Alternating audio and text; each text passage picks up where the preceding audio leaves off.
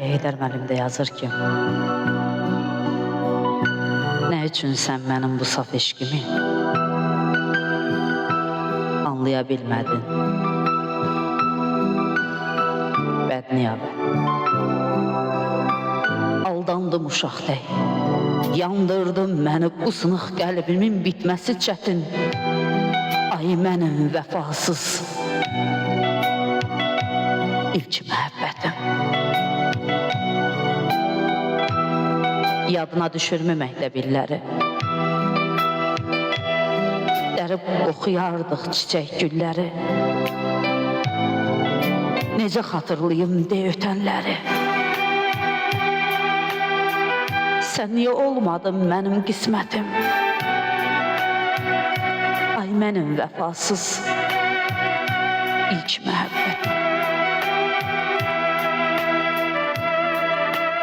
Şana şöhrətə mi? Adamı uydu.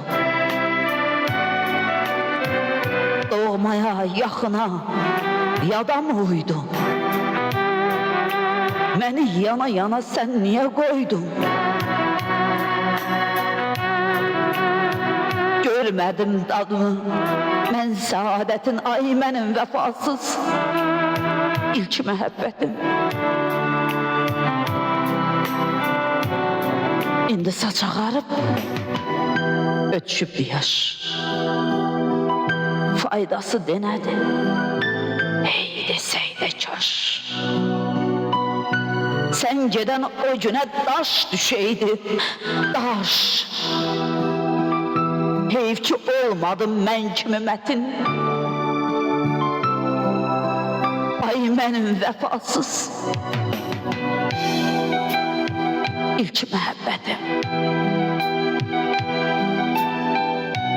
İndi oğul uşaq, nəvələr də var. Daha saçımıza qonub da ağlar. Sən demə yox imiş səndə etibar, dikələ bilmədi sənsiz qamətim. Ay mənim vəfasız ilk məhəbbətim.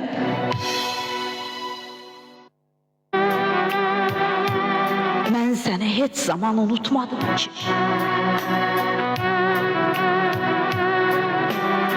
Qəlbimin içiydin, özüydün çünkü. Xatırla, yada sal, yavaştan de ki, bilmədim neydi bu qəbahətim. Ay mənim vəfasız ilk məhəbbətim.